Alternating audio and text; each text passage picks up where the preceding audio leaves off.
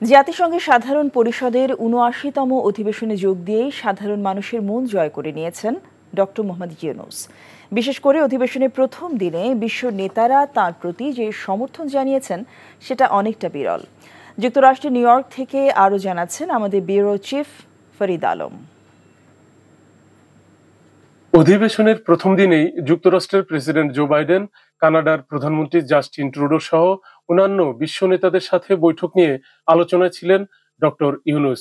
বাংলাদেশের প্রধান উপদেষ্টার প্রতি বিশ্ব নেতাদের বিশেষ আগ্রহের বিষয়টিকে ইতিবাচকভাবে দেখছেন সাংবাদিকরা। বিশ্বের বিভিন্ন দেশের সরকার প্রধানরা ডক্টর ইউনূসের সাথে সাক্ষাৎ করার জন্য অ্যাপয়েন্টমেন্ট চাচ্ছে, মিশনের বিভিন্ন আমাদের অ্যাম্বাসেডরের কাছে ধর্ণা দিচ্ছে, লবিং করছে ডক্টর ইউনূসের সাথে আমরা একটা বৈঠক করতে চাই। এইটা বাংলাদেশি হিসেবে গর্বের। রোহিঙ্গা ইস্যুতে উনি প্রথম খুবই চমৎকারভাবে ডিসকাস করে আমরা কিছু দূর আগিয়েছি এটা প্লাস, এবং ওয়ার্ল্ড ব্যাংকের সঙ্গে যে কিছু চুক্তি হয়েছে সেখানে $199 মিলিয়ন আরো একটি বিষয় রয়েছে। এইগুলো বাংলাদেশের জন্য খুবই পজিটিভ। অধিবেশনের প্রথম দিনে ডক্টর ইউনূসের বিভিন্ন দেশের নেতা ও সংস্থাগুলোর সাথে কি কি বিষয়ে কথা হয়েছে এবং কেমন অগ্রগতি হয়েছে সেসব বিষয় তুলে ধরতে হায়াত হোটেলে মঙ্গলবার রাতে একটি প্রেস ব্রিফিং এর আয়োজন করা হয়। সফরের দ্বিতীয় দিন এবং অধিবেশনে যোগদানের প্রথম দিনেই রোহিঙ্গা ইস্যু নিয়ে বড় অগ্রগতি হয়েছে বলে জানান সফরসঙ্গী অতিরিক্ত পররাষ্ট্র সচিব রিয়াজ হামিদুল্লাহ।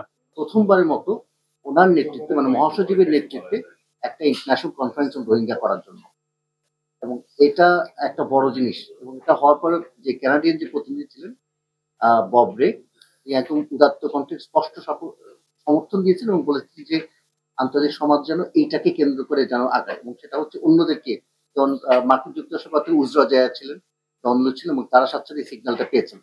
এটা একটা বড় অর্জন। জাতিসংঘে ডক্টর ইউনূসের সারাদিনের নানা কর্মসূচির বিষয়বস্তু তুলে ধরেন প্রধান উপদেষ্টার প্রেস সচিব শফিকুল আলম। ডক্টর ইউনূসের প্রতিটি বৈঠকই সফল বলে মন্তব্য করেন তিনি। ইতালিতে যদি প্রচুর সংখ্যক আমরা বাংলাদেশি যেতে পারে লিগাল রুটে, তো এটা তো অবশ্যই সবার জন্য একটা ওয়েলকাম নিউজ। আর আইএমএফ তো আপনি জানেন, আইএমএফ এর সহায়তা মানে কিন্তু আইএমএফ একা সহায়তা করে না।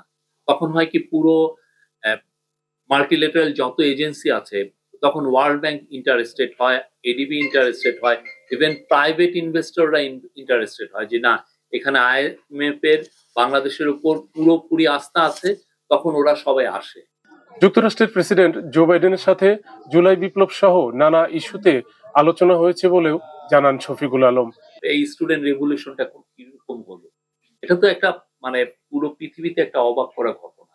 হ্যাঁ, এটা খুবই আনপ্রেসিডেন্টেড একটা ঘটনা, সেই বিষয়ে আলোচনা হয়েছে। আর ফুল সাপোর্ট মানে সব ধরনের সাপোর্ট, বাংলাদেশের ডেমোক্রেটিক ট্রানজিশনের জন্য যা যা সাপোর্ট লাগে সবই হচ্ছে। এবং সেখানে আমরা যে কমিশনগুলো হচ্ছে, এই কমিশনগুলো কি কি কাজ করবে।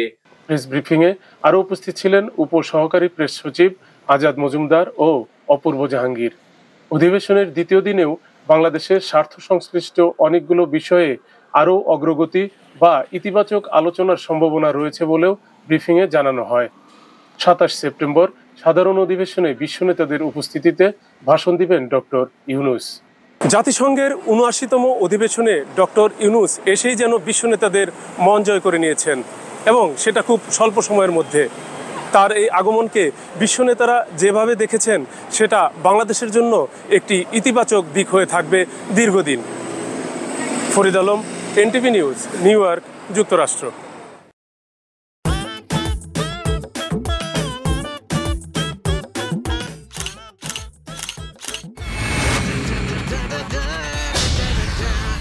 Thank you so much. শুধু থ্যাঙ্কসই দিবেন আর কিছু দিবেন না? যদি দেওয়ার মতো হয় সো যে কোনো কিছু। খুব খুশি লাগলো আপনার সাথে ডিল করে। Deal done. হ্যাঁ, 50 লাখ। বিউটিফুল। আমি চাচ্ছি এই থার্ড ডেতে তোমাদের এনগেজমেন্টটা করে ফেলো। এখানে তো রতন নামে কোনো কিডনি ডাক্তার নাই তো। আপনি চিটার বাটপারে পাল্লায় পড়ছেন। আল্লাহ রে, আমি কি করব রে, আল্লাহ রে, আল্লাহ।